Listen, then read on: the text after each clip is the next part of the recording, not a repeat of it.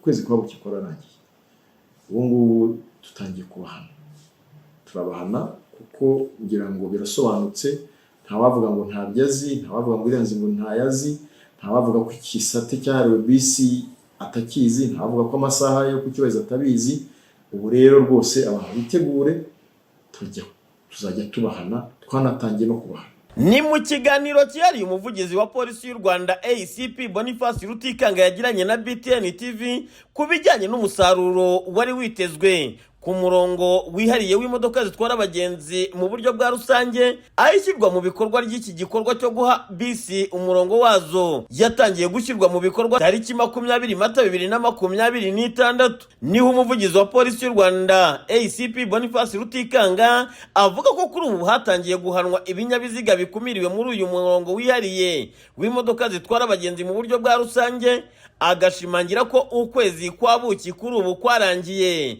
hatangiye gushyirwaho ingamba zo guhana abifashisha iki gisata batakigenewe. Gahunda yo kubahiriza igisate cyahariwe imodoka zitwara abantu muri rusange ndetse n'iz'ubutabazi iyo gahunda yatangiye ku tariki 20 z'ukwezi kwa kane uyu mwaka.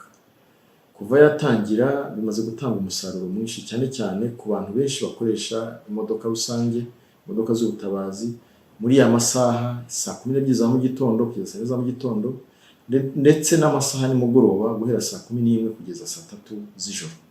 Ubona ko bigenda bitanga umusaruro. Hari bitaragenda neza aho abantu bataritabira gukoresha izindi nzira zindi zihari zishobora kubafasha kwihuta batagiye guca mu gisate kimwe, ariko nanone turacyafite n'abantu ubona ko batabyubahiriza. Wenda ahangaha niho ngira ngo niyo nkuru nshya uyu munsi natambutsa ko navuga ko icyo navuga muri aka kanya nuko ukwezi kwa buki korangiye ubu ngubu tutangiye kubahana turabahana kuko ngira ngo birasobanutse nta wavuga ngo ntabyazi nta wavuga ngo irenze ngo ntayazi nta wavuga ko ikisate cyahariwe bisi atakizi nta wavuga ko amasaha yo kucyubahiriza atabizi ubu rero rwose abantu bitegure tuzajya tubahana twanatangiye no kubahana. Ubutumwa mugenera abatwara ibinyabiziga barebwa n'iribwiriza n'ubuhe? Icyambere kwirinda wenda kubangamirwa no kuba ayo masaha ari gisate kimwe gikora nibashake izindi nzira twagiye tubereka. Hari naho abapolisi bo mu muhanda babereka aho kunyura. Aho hantu natanga nk'urugero nko ku Mushumba Mwiza abapolisi bakunze gukangurira abantu kuca muri ya nzira itunguka hafi n'Iremera aho bikunze kwita kwa Rwahama, kandi ni inzira igendeka kandi kanihuta cyane cyane nk'abamotari bo badarebwa cyane ibibazo bakoresha n'izindi nzira nyinshi kuko kutambuka kwabo ntikubagora nko ku binyabiziga bindi. Ibyo rero bizafasha kugira ngo n'abandi batari mu muri za bisi bagere iyo bajya bihuse batarinze kubyigana mu gisate kimwe kisigaye. Ariko icya kabiri niba badakoresheje izindi nzira iyindi mihanda yagiye ihari ntibahubahirize ayo masaha, ntibahirize gukoresha igisate bagenewe muri ayo masaha.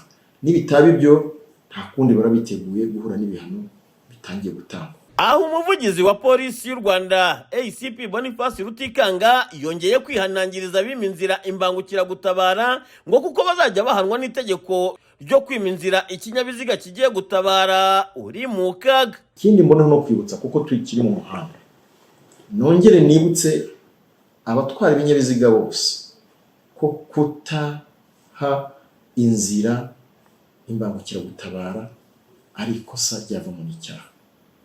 Bifite aho bihuriye no kudatabara ubuzima no gudatabara imbabare. Nk'uko abatwara ibinyabiziga babisa imodoka ya polisi isaba inzira kubera abantu herekeje, ni muri ubwo buryo bagomba guhinzira ambulance. Ndagira ngo mbisubiremo, nimba bishoboka ko imodoka ya polisi ya imodoka traffic police iherekeje abashyitsi cyangwa abandi bayobozi ishobora kubera amatara yabo guhabwa inzira, ni nk'uko na ambulance cyangwa imbangukira gutabara ihabwa inzira. Ibintu abantu bitwaza ko ngo imihanda ni mito, ko imodoka ya polisi isabye inzira ko bayiha inzira, aho ngaho babasha guhungira bakayinzira ni naho babasha guhungira bagahindura ambulance. Ntabwo tuzongera kubyihanganira tubaye tubateguje. Uburyo bukoreshwa guhana abatubahiriza inzira zagenewe imodoka zitwara muri rusange, ni nabwo buryo buzakoreshwa ku bantu bose batazahinzira ambulance. Gahunda yo gushyiraho igisate cy'umuhanda kigenewe imodoka zitwara abagenzi mu buryo bwa rusange yashyizweho hagamijwe koroshya ingendo mu masaha y'abagenzi benshi ndetse no kugabanya umuvundo cyane cyane mu masaha ya mu gitondo ndetse na nimugoroba.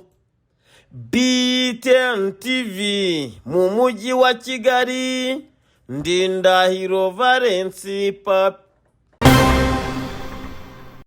N'abarokotse jenoside yakorewe abatutsi mu 1994 batujwe igihe cye, bavuga ko bamaze imyaka isaga 10 bari mu izi nzu batujwemo, babwirwa ko imyaka 5 nishira bazahabwa ibyangombwa by'ubutaka bya burundu. Icyakora ngo ubuyobozi bw'akarere iyo buje bakabatura iki kibazo, babwira ko bagiye kugikemura, none ngo barategereje amaso yaheze mu kirere. Tukifuza umuriro turabagose ni mutubabarire mu duhumuriro, bakavuga ngo ntabwo ngo ibyangombwa by'ubutaka bizaza, niba byo bitazaza simbizi, niba ari byo bazatuhategereje ntabyo tugira. Wasanga ntabwo izaduha umuriro tudafite ibyangombwa by'aho dutuye, ntakaje. Noneho rero twe turabaza ngo niba abantu barahadutuje bategereje kuzatwirukana tukagenda, babitubwire kare tugende. Niba barahadutuje tuhaguma, niba dutuze nk'abandi banyarwanda, ibyo twigere ntabyo twigeze kuva twahagera. Twebwe tugiye kuhamara nk'itandatu, abangaba banza bo yararenze, aba yararenze hariya n'imiti ya kabiri. Twemerera ko bazabiduha ariko ntibabiduha, ntibase babitubwira. Ntabwo batubwira imbogamizi zirimo, ingaruka zingiraho ni nyinshi. Kuba ntafite icyangombwa cy'ubutaka nta cyizere mfite ko ntuye.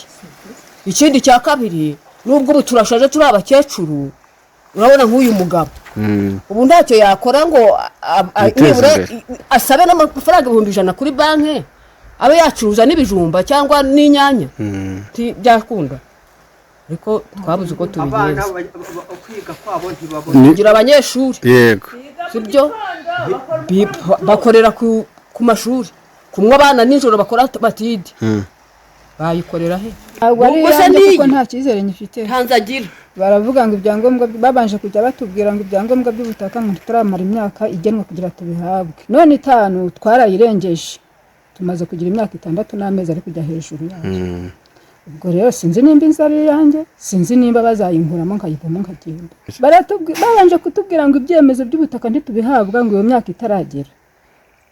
Turabyihora dutegereza kigera, n'ubundi turongera baratubwira ngo nimwe muretse nimwitonde tuzabibashakira. Kugeza ubu ntabyo turabona. Bakomeza bavuga ko byabagizeho ingaruka ku buryo babuze ko bashyira umuriro w'amashanyarazi mu nzu zabo. Ikindi ngo nta cyizere cy'uko izi nzu barimo ari izabo kuko nta byangombwa bya burundu bahawe. Icyifuzo cy'abarokotse nuko babihabwa bagashyira umutima mu gitereko. Cyangwa cy'ubutaka turagishaka kubera izo mbogamizi zose dufite. Turashaka kumenya niba bazatwirukana tukagenda, tube tugenda hakiri kare. Tuhaze ariko gihugu wenda u Rwanda ni runini, ntaho umuntu atagera ngo ature cyangwa abeho simbizi. Ariko niba bidusobanurira imbere y'igihe, aho twarategereje twarahebuye, tumenye ko ntabyo tuzabona, tugende kare. Ngifite akabaraga ko kugenda, none umunsi bizagira buryo nkambakamba se nzagera he? Bangirire rero bavuga ati ntabyo, tumenye uko rizagenda tubifata indi myanzuro. Turifuza ko babidushakira noneho natwe tukabona ko uwo muriro, kuko bavuga ngo ntago baduha umuriro nta passport, ntacyo babarura kuri passport ndafite icyemezo. None rero ukuntu tuzabibona ntitubizi, tubona bazadukuramo, none se tuzaba hehe tutagira ibyemezo? Ubundi umuntu bigaragara ko ahantu hari ahafite icyemezo, aho ibyemezo bibonekeye mu Rwanda, ni ukuvuga ngo umuntu yemeza ko ahantu hari ahafite icyemezo cy'ubutaka. Niba nta n'ubutaka uhafite ariko icyemezo cy'iyo nzu yawe uyandikweho, ubu se namenya ko inzu ari iyanjye, namenya ko igihe nawe afite umwana napfa nkabimusigamo? Abana ndabafite nubwo tutari kumwe hano, ariko se ubu mpfuye navuga ko bazasigara mu nzu yanjye bakanzungura. Kugira ngo abatujwe na leta bujuje ibisabwa bahabwe ibyangombwa bya burundu by'ubutaka, ni mu butumwa bugufi yahaye BTN TV.